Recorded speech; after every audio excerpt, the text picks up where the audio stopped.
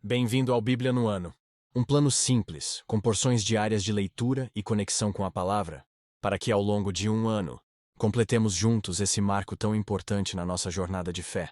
Em Salmos 54 a 56, Davi roga por livramento dos inimigos e afirma sua confiança em Deus, mesmo quando está cercado por medo e traição.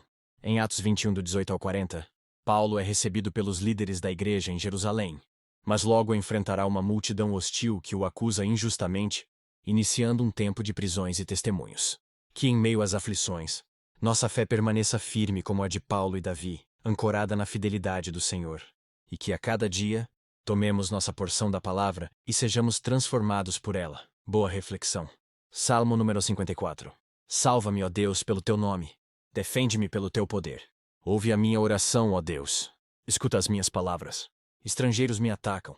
Homens cruéis querem matar-me. Homens que não se importam com Deus. Certamente Deus é o meu auxílio. É o Senhor que me sustém. Recaia o mal sobre os meus inimigos. Extermina-os por tua fidelidade. Eu te oferecerei um sacrifício voluntário. Louvarei o teu nome, ó Senhor, porque tu és bom, pois ele me livrou de todas as minhas angústias, e os meus olhos contemplaram a derrota dos meus inimigos. Salmo número 55. Escuta a minha oração, ó Deus. Não ignores a minha súplica. Ouve-me e responde-me.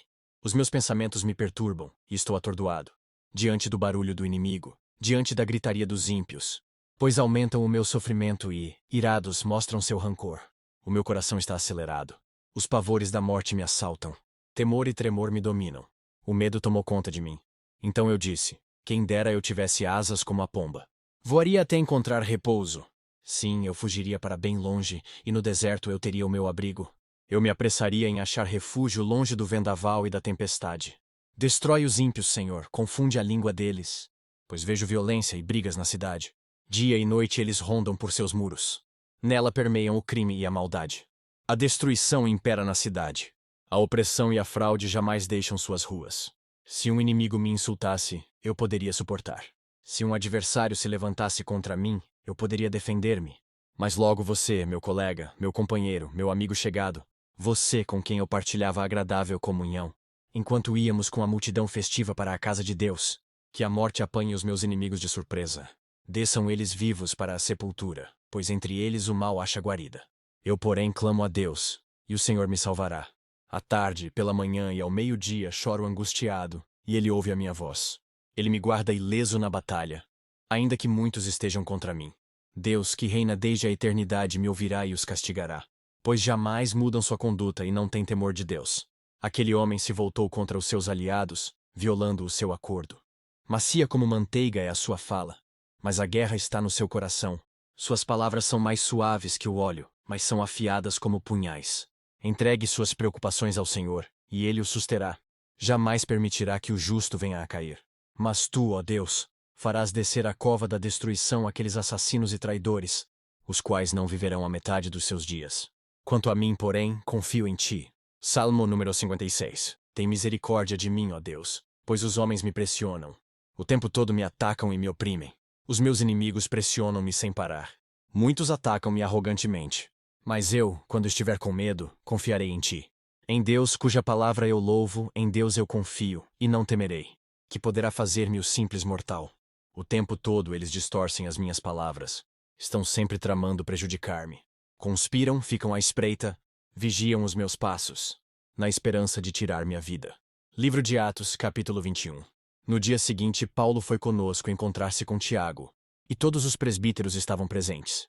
Paulo os saudou e relatou minuciosamente o que Deus havia feito entre os gentios por meio do seu ministério. Ouvindo isso, eles louvaram a Deus e disseram a Paulo: Veja, irmão, quantos milhares de judeus creram, e todos eles são zelosos da lei. Eles foram informados de que você ensina todos os judeus que vivem entre os gentios a se afastarem de Moisés, dizendo-lhes que não circuncidem, seus filhos nem vivam de acordo com os nossos costumes. Que faremos? Certamente eles saberão que você chegou, portanto faça o que lhe dizemos. Estão conosco 4 homens que fizeram um voto. Participe com esses homens dos rituais de purificação e pague as despesas deles, para que rapem a cabeça. Então todos saberão que não é verdade o que falam de você, mas que você continua vivendo em obediência à lei. Quanto aos gentios convertidos, já lhes escrevemos a nossa decisão de que eles devem abster-se de comida sacrificada aos ídolos, do sangue, da carne de animais estrangulados e da imoralidade sexual. No dia seguinte, Paulo tomou aqueles homens e purificou-se juntamente com eles. Depois foi ao templo para declarar o prazo do cumprimento dos dias da purificação e da oferta, que seria feita individualmente em favor deles. Quando já estavam para terminar os 7 dias, alguns judeus da província da Ásia, vendo Paulo no templo, agitaram toda a multidão e o agarraram, gritando: Israelitas, ajudem-nos! Este é o homem que ensina a todos em toda parte contra o nosso povo, contra a nossa lei e contra este lugar. Além disso, ele fez entrar gregos no templo e profanou este santo lugar. Anteriormente, eles haviam visto o Efésio, Trófimo na cidade com Paulo e julgaram que Paulo o tinha introduzido no templo. Toda a cidade ficou alvoroçada e juntou-se uma multidão. Agarrando Paulo, arrastaram-no para fora do templo e imediatamente as portas foram fechadas. Tentando eles matá-lo, chegaram notícias ao comandante das tropas romanas de que toda a cidade de Jerusalém estava em tumulto. Ele reuniu imediatamente alguns oficiais e soldados, e com eles correu para o meio da multidão. Quando viram o comandante e os seus soldados, pararam de espancar Paulo. O comandante chegou, prendeu-o e ordenou que ele fosse amarrado com 2 correntes. Então perguntou quem era ele e o que tinha feito. Alguns da multidão gritavam uma coisa, outros gritavam outra. Não conseguindo saber ao certo o que havia acontecido, por causa do tumulto, o comandante ordenou que Paulo fosse levado para a fortaleza. Quando chegou às escadas, a violência do povo era tão grande que ele precisou ser carregado pelos soldados.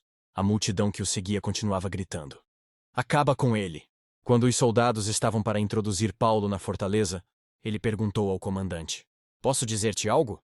Você fala grego? Perguntou ele.